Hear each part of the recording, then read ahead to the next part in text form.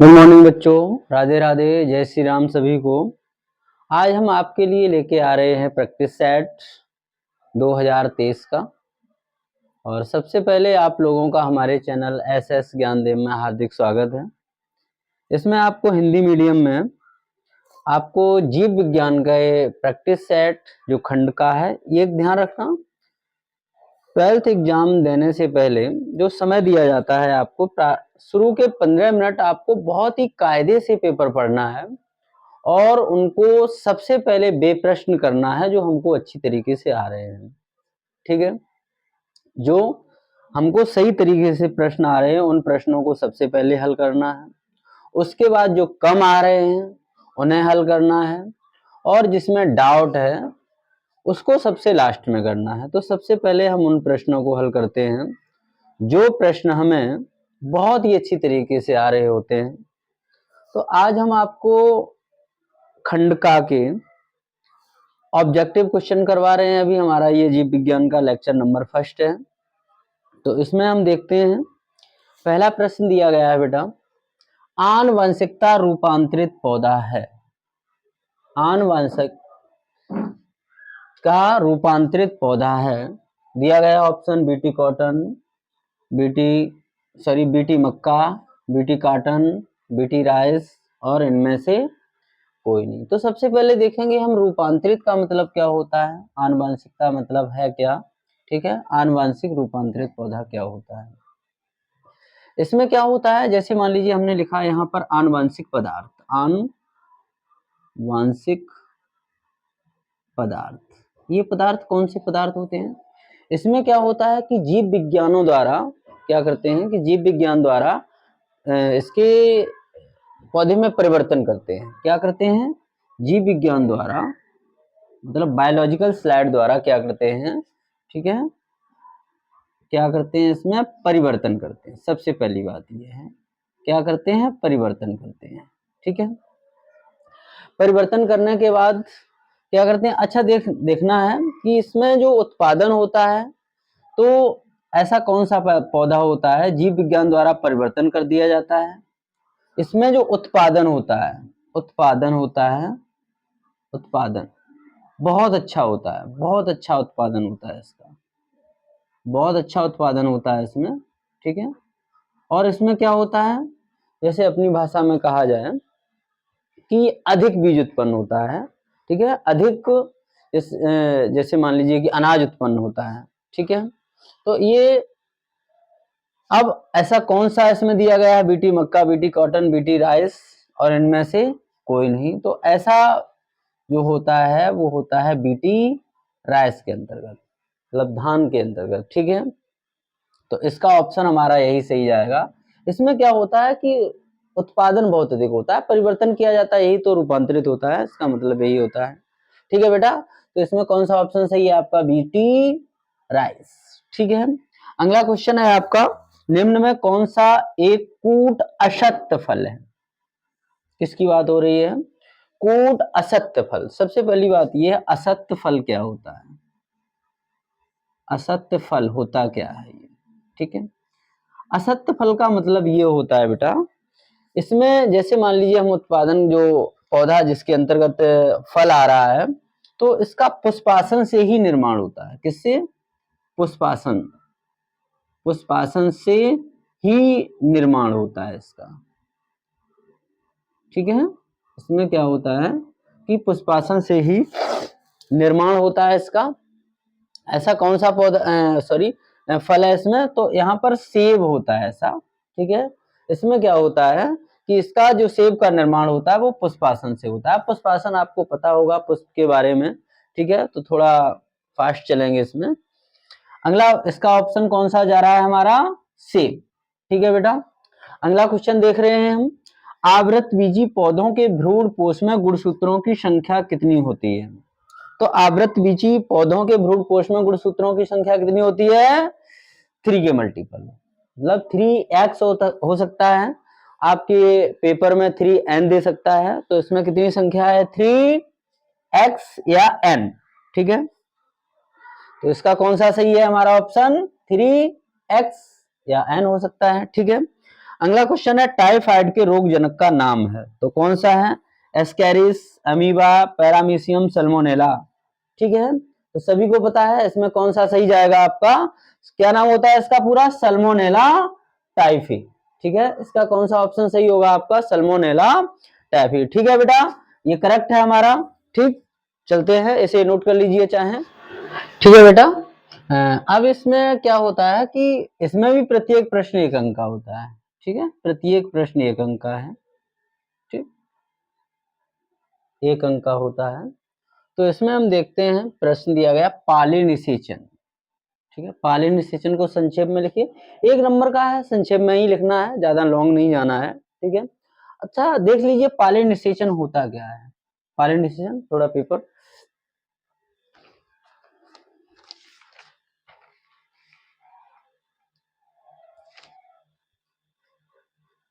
ठीक है, पालिनिसेचन को संक्षेप में लिखे, यही प्रश्न है पालिनिसेचन।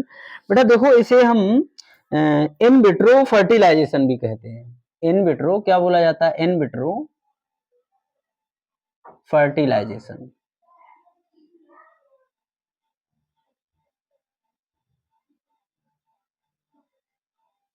ठीक है, इन विट्रो फर्टिलाइजेशन मतलब क्या शॉर्ट में कहा जाता है? IVF। ठीक है, इसे शॉर्ट में। और ध्यान रखना, ये कैसी प्रक्रिया होती है? ये कृत्रिम प्रक्रिया होती है। कैसी बेटा? ये कृत्रिम प्रक्रिया होती है। ठीक है, कृत्रिम का मतलब क्या होता है? कृत्रिम का मतलब क्या होता है? कृत्रिम का मतलब ये होता है मानव द्वारा। ठीक है, मानव द्वारा या साइंस द्वारा, कुछ भी मान लीजिए, मानव द्वारा बनाना। ठीक है, तो पालिनिसेचन, IVF, इसे इन विट्रो फर्टिलाइजेशन भी कहा जाता है। ठीक है, इसमें क्या होता है कि पालिनेशन को संक्षेप में लिखना है तो कृत्रिम प्रक्रिया होती है ये। इसमें क्या होता है कि महिला के, किसी महिला के, मान लीजिए किसी महिला के अंडाशय से अंड निकालकर, ठीक है, अंड निकालकर किसी पात्र में, किसी या शरीर के बाहर, ऐसे करते हैं, शरीर के बाहर, शरीर के ऐसे लिखेंगे, शरीर के बाहर मतलब किसी पात्र में रख दिया जाता है,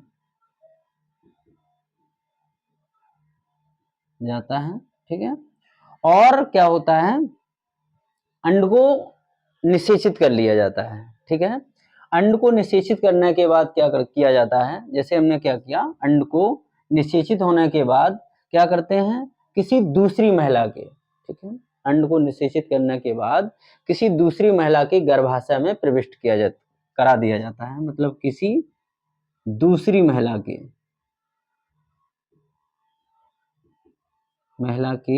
गर्भाशय में प्रविष्ट करा दिया जाता है। ठीक है, अंड को निषेचित करके किसी दूसरी महिला के गर्भाशय में प्रविष्ट करा दिया जाता है। ठीक है बेटा, बस 1 नंबर हमारा पक्का है ना। तो पॉलिनिसेचन कह सकते हैं इसे हम, या इन विट्रो फर्टिलाइजेशन भी कहते हैं। अच्छा, पात्रीय निषेचन भी इसे कहा जाता है। ठीक है, तो वही किसी अन्य पात्र में रखकर अंड को निषेचित करा दिया जाता है। फिर निषेचित अंड को हम क्या करते हैं, किसी अन्य महिला के गर्भाशय में उसे प्रविष्ट करा देते हैं। तो ये हमारा होता है पॉलिनिसेचन। एक बार और देख लीजिए बेटा, ये कृत्रिम प्रक्रिया होती है। पॉलिनिसेचन क्या है? कृत्रिम प्रक्रिया है। कैसी प्रक्रिया है? कृत्रिम। ठीक है, यह कृत्रिम प्रक्रिया होती है। इसमें हम क्या करते हैं कि किसी महिला के अंडाशय से, थोड़ा ध्यान देना, किसी महिला के अंडाशय से अंड को हमने निकाल लिया।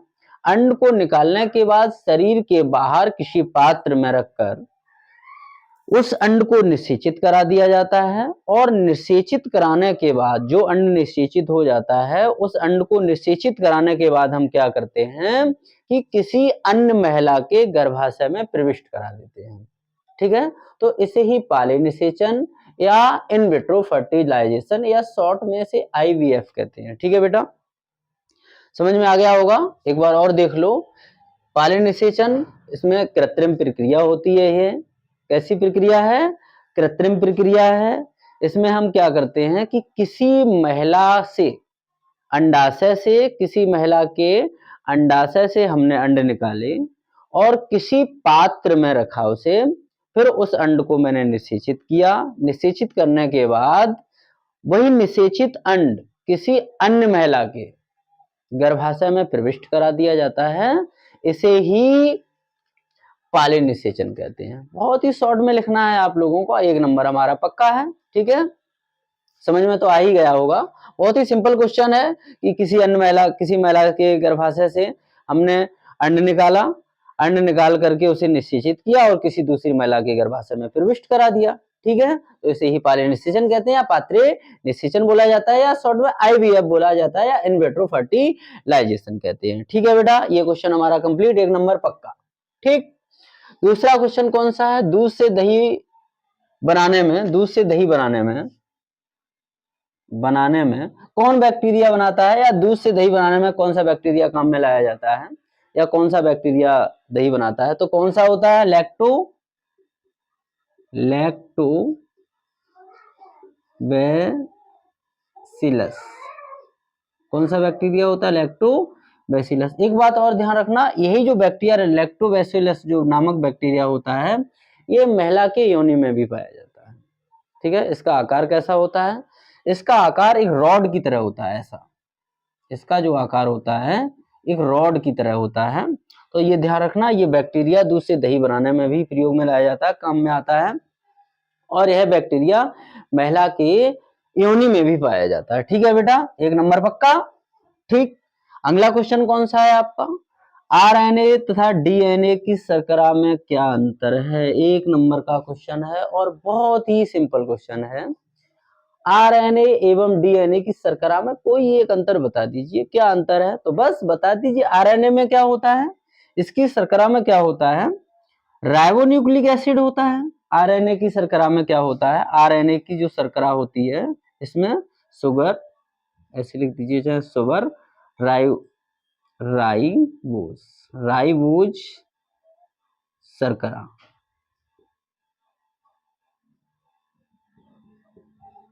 शर्करा होती है, जबकि DNA में डीऑक्सी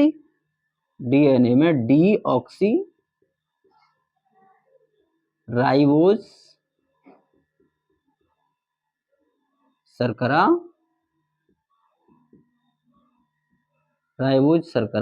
होती है। ठीक है बेटा, बस इतना ही है। 1 नंबर पक्का हमारा क्या है?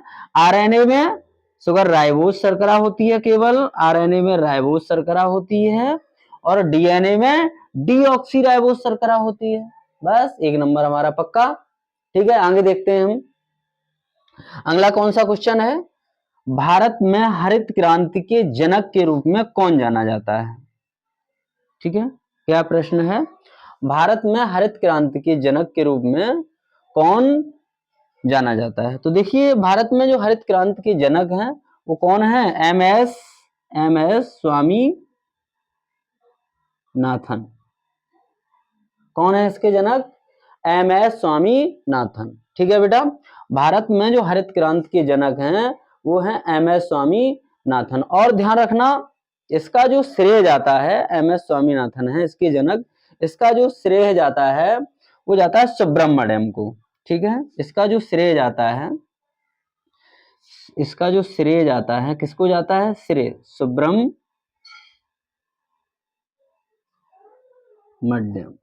ठीक है, इसका जो श्रेय जाता है वो सुब्रमण्यम को जाता है। इन्होंने क्या किया, यही भारत में हरित क्रांति को लेके आए थे। इन दोनों ने मिलकर इस पर कार्य किया था, और इसमें MS स्वामीनाथन को भारत का जनक माना जाता है, और श्रेय जाता है सुब्रमण्यम मध्यम को। ठीक है, अगला क्वेश्चन है मानव में गुणसूत्रों की संख्या। देखो बेटा 1 नंबर का क्वेश्चन और कितना सिंपल क्वेश्चन है। क्या है, मानव में गुणसूत्रों की संख्या कितनी होती है? सभी को पता है कितनी होती है मानव गुणसूत्रों की संख्या, बताओ जरा कमेंट में कितनी होती है, बताओ बताओ बेटा। देखिए बेटा मानव में गुणसूत्रों की संख्या होती है, 1 मिनट का हम इंतजार कर रहे हैं, बताइए कमेंट बॉक्स में बताइए मानव में गुणसूत्रों की संख्या कितनी होती है, बोलो। चलो देखो मानव में जो गुणसूत्रों की संख्या होती है, अगर संख्या की बात कर रहा है उस हिसाब से लिखना है जो पूछा गया है। अगर यही पूछता है कि मानव में, अगर यही पूछता कि मानव में कितने जोड़ी गुणसूत्र होते हैं, जोड़ी गुणसूत्र होते हैं, ठीक है, मानव में कितने जोड़ी गुणसूत्र होते हैं, तो हमें जोड़ी की बात कर रहा है, तो कितने जोड़ी होते हैं, 23 जोड़ी गुणसूत्र होते हैं। कितने होते हैं, 23 जोड़ी। ठीक है, सभी को पता है 22 जोड़ी तो सभी में, चाहे महिला हो चाहे पुरुष हो, 22 जोड़ी जो गुणसूत्र होते हैं वो सभी में समान होते हैं। ठीक है, जो 23वां जोड़ी गुणसूत्र होता है, चाहे एक्स मान लीजिए चाहे एक्स वाई मान लीजिए, ठीक है, एक्स वाई या एक्स एक्स, जो 23वां जोड़ी गुणसूत्र होता है, ये कौन सा 23वां जोड़ी गुणसूत्र होता है। ठीक है, और ये भी 23वां जोड़ी, ये किसमें होता है, पुरुषों में होता है, एक्स वाई, ठीक है, पुरुषों में होता है, तो ये 23वां जोड़ी गुणसूत्र होता है। तो कितने जोड़ी गुणसूत्र होते हैं, 23 जोड़ी। यहाँ क्या कह रहा है, मानव में गुणसूत्रों की संख्या कितनी होती है, मानव, अब बात कर रहा है मानव की, अब मानव की बात हो रही है, ये ध्यान रखना, मानव में पुरुष भी आता है स्त्री भी आती है, ऐसा नहीं है कि मानव में केवल पुरुष आता है, तो मानव में स्त्री और पुरुष दोनों आते हैं, ये ध्यान रखना। ठीक है, तो पुरुष और स्त्री में गुणसूत्रों की संख्या पूछी गई है, तो कितनी होती है, देखो इसमें भी 23 जोड़ी, पुरुषों में मतलब 23 जोड़ी और महिला में भी 23 जोड़ी। ठीक है, तो वो लिंग गुणसूत्र होता है, इससे हमें मतलब नहीं, केवल गुणसूत्रों की बात कर रहा है, जोड़ी की बात कर रहा है। अगर जोड़ी की पूछता है तो 23 जोड़ी गुणसूत्र होते हैं। और गुणसूत्रों की संख्या की बात कर रहा है तो कितनी होती है मानव में गुणसूत्रों की संख्या, मानव में गुणसूत्रों की संख्या कितनी होती है, मानव में गुणसूत्रों की जो संख्या होती है वो कितनी होती है, 23, जोड़ी का मतलब 2, तो कितनी होगी संख्या, 46। टोटल संख्या की बात कर रहा है। ठीक है, उसने जोड़ी नहीं पूछा गया है, अगर जोड़ी पूछता तो 23 जोड़ी गुणसूत्र थे, और अगर संख्या की बात कर रहा है तो 46 गुणसूत्र होते हैं। मानव का मतलब चाहे स्त्री हो चाहे पुरुष हो। ठीक है बेटा, मानव का मतलब स्त्री पुरुष दोनों आता है, इसका इसका श्रेय स्त्री और पुरुष दोनों को जाता है। ठीक है बेटा, तो समझ में आ गया होगा, हमारा प्रयास यही रहा आपको समझाने का। ठीक है, और देखते हैं इसके अगले क्वेश्चन 2-2 नंबर के हैं, उन्हें भी करवाया जाएगा।